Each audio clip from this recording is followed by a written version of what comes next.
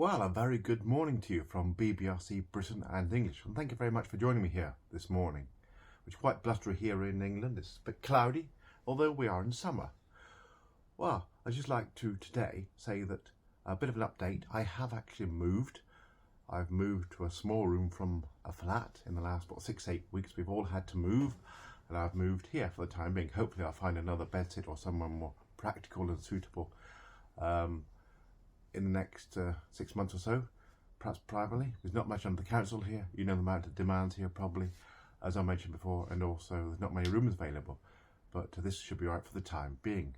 Well, today I'd like to talk to you a little bit in this new location about D-Day. We've just celebrated D-Day, the 6th of June 1944, when British and Allies surprised the Germans in Normandy. It was a combined effort with the Americans and the French, and the actual date is commemorated with all the losses and all the sacrifices on the beaches over in Normandy in France. It was a combined effort to try to defeat the Germans for years and years of war. And I've got some facts here I'd like to tell you about, if I may. And just to say, most schools these days don't tend to talk about the war that much. I know we learned about the First World War, but probably not much about the Second. But certainly it's important to learn and remember all the sacrifices and those who lost their lives for our freedom. I've got some facts and figures here, which I quote from the Imperial War Museum, which is in London. Do visit if you're in London. The 6th of June 1944. This was the largest amphibious invasion in history of warfare. The statistics of D-Day. Now that name just actually means day. Special day, really, because they want to make it more catchy. So that's why it's called D-Day. Of course, technology was scant in those days as well. So it didn't have things like mobile phones. I think when they had to type coded messages, they couldn't see what they were typing. But anyway, I think my grandfather was involved in that. Anyway, moving on, going through some of the facts here about D-Day. The statistics of D-Day, codenamed Operation Overlord, are staggering. The Allies used over 5,000 ships and landing craft to land more than 150,000 troops on 5 beaches in Normandy. The landings marked the start of a long and costly campaign in northwest Europe, which ultimately convinced the German High Command that defeat was inevitable. Here are 10 things. This is from the Imperial War Museum, as I say, you didn't know about D-Day, and hopefully you can read up about this and the important events in history. While the Allied forces on the 6th of June 1944 launched combined naval, air and land assaults on Nazi-occupied France. The D-Day stands simply for day, which the term was used to describe the first day of the large military operation. Early on the 6th of June, Allied airborne forces parachuted into drop zones across northern France. Ground troops then launched across 5 assault beaches. Now, this was Utah, Omaha, Gold, Juno and Sword.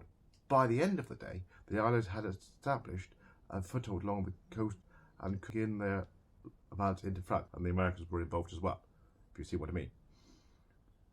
Well, the French had big placards saying about liberation here. But of course, it would have been done all secretly because they wouldn't want the Germans to know what they were doing. They would probably want to outwit the Germans. Overlord opened the long-awaited second front against Germany. The defeat of Germany was acknowledged as the Western Allies' principal war aim as early as December 1941. And by the way, the Operation Overlord, which we know as D-Day, the Americans wanted to go earlier, but the British said, well, no, I think we need to plan this very carefully before we go. And of course, that's what happened, so it was later. That's what happened. So the Americans didn't get the way then, but it was a combined effort between the British and, of course, the Americans. Sadly, there was so many thousands and thousands, I think it's many hundreds of thousands of American soldiers died. British I think was 65,000. The French lost far less. I think it was 12,000 in the combined effort, the combined assault, as they probably call it there. Opening a second front would relieve pressure on the Soviet Union in the east, and liberation of France would weaken Germany's overall position in Western Europe. The invasion, if successful, would drain German resources and block access to key military sites. Securing a bridgehead in Normandy would allow the Allies to establish a visible presence on northern Europe for the first time since the Allied evacuation from Dunkirk in 1940. Detailed planning was required for D-Day as well. Lieutenant General Frederick Morgan and his team of British, American and Canadian officers submitted plans for the invasion in July 1943.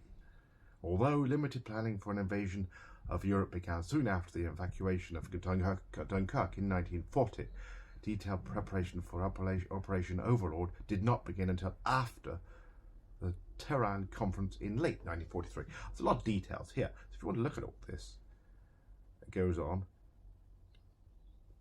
And you can read about this on the website, the Imperial War Museum, and there's other websites which you can find out information, if you want to find out any facts.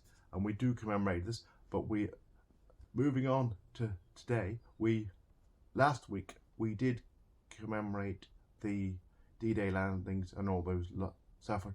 The Prime Minister was in France, you probably realise, with all the other leaders.